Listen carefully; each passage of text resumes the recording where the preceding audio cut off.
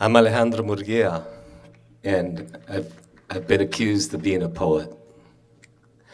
And it's nice to be out here with all you beautiful people on this beautiful historic site. And on my way over here this morning, as I was getting ready, I asked myself, well, what kind of hat shall I wear today? And instead, I wrote this poem. A poem for my hat. Today, I want to wear a hat. Step out into my porch with a big floppy one and wave hello to the world. Or perhaps a mysterious fedora, brim pulled down low. I'd investigate the missing brown buffalo. Or I could try a Greek fisherman's cap, a song to the briny deep, mermaids and sirens rocking me. Oh, a big old Mexican sombrero would do, with silver thread along the edge that would hurt because of you. Or I could create a crazy cat hat with balloons and milagritos on the crown, and I'd stroll down Market Street, leading a lobster on a leash. Or I could sport a brown beret, cocked over angry eyebrow, and shout, "Power to the people," and other slogans I forget. Or I could try a cloud with a blue ribbon wrapped around it like a song, or none of that. Today, in honor of poetry in this beautiful park, today I'm going to wear the sky as my hat, and then I'll pass it on to you so you can wear it too.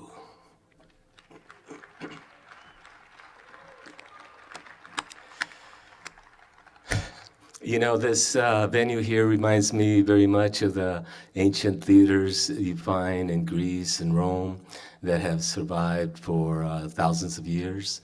And it's beautiful to think that this theater, also made by workers' hands during the Depression, will also survive 1,000 years. And when I was in Delos, this small island in the Aegean, there was a very similar ancient amphitheater like this.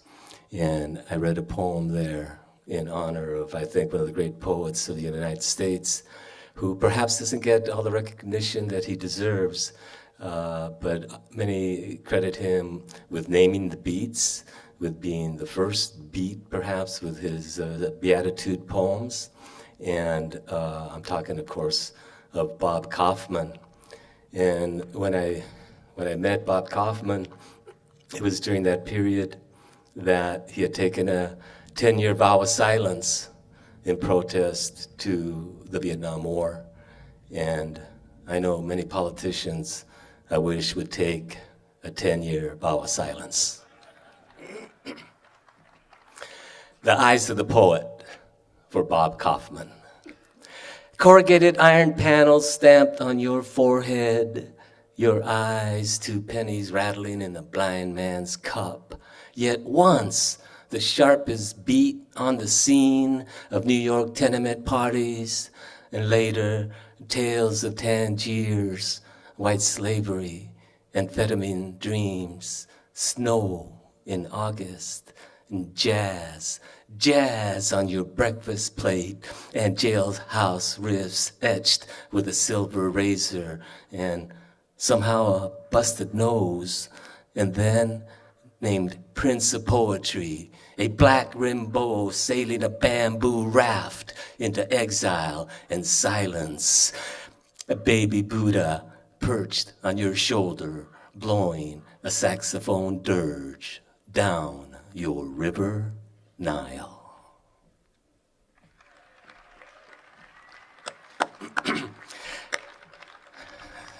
Thank you, but you know, Evan had cautioned me that when they do the poetry here in this beautiful amphitheater, that the audience was so laid back that they didn't applaud.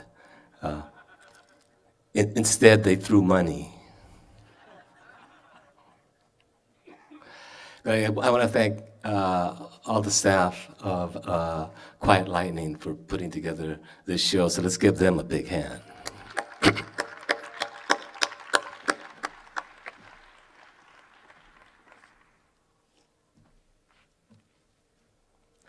Except that I had told Evan that I should have tequila in the glass, and they put water.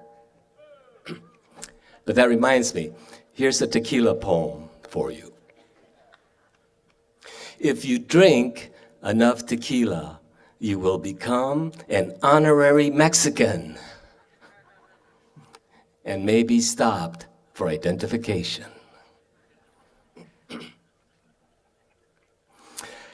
So, you know, I used to carry poems in my pocket, but I kept pulling out parking tickets.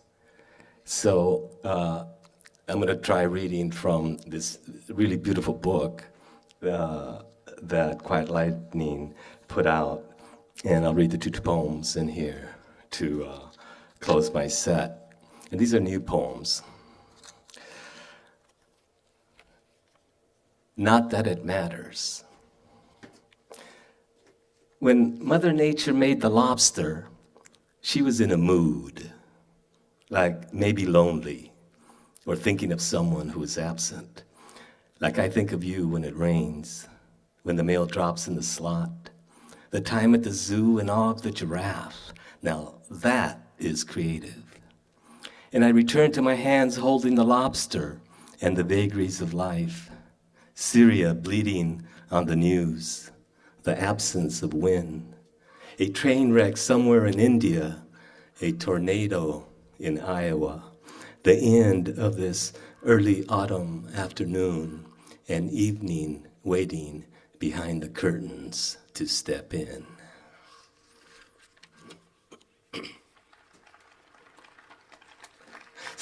So, you know, I haven't always been poet laureate. I once wrote a book that sold 17 copies, and my aunt bought most of those. So, you know, most writers, if you buy their book, they'll sign it for you.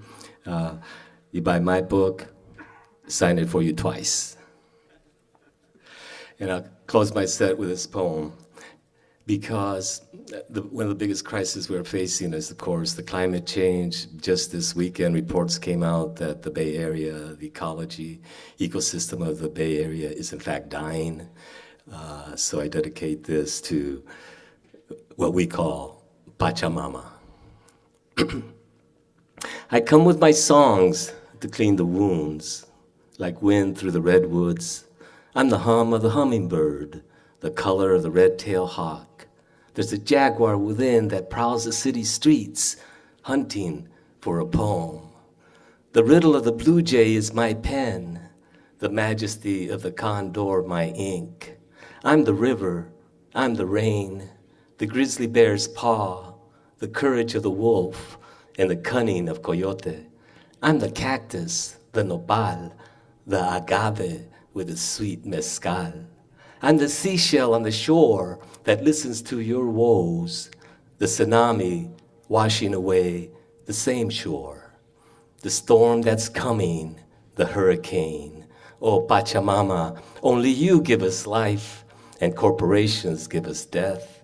You give us beauty and they turn it to trash, so I burn sage to cloud up their plans. I blow copal to confuse their midnight conferences. I offer cedar to protect all the four-legged and the two-legged. Pachamama to the four directions. Pachamama to the center, the balance, for the children and the children waiting to be born. Thank you.